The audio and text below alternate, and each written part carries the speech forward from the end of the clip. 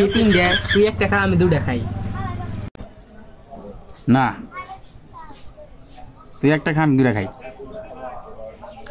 আর ওইটা হ্যাঁ মামা, কোনো সমস্যা কি মামা? আরো কিছু লাগবো নাকি? ওই মামা ফুচকা তিনটা দুজনে খামু কেমনি? ভাগ করে দেন তো। হ্যাঁ মামা দেন। এই সমস্যা মামা? আচ্ছা তো কারণ দেখতেছি।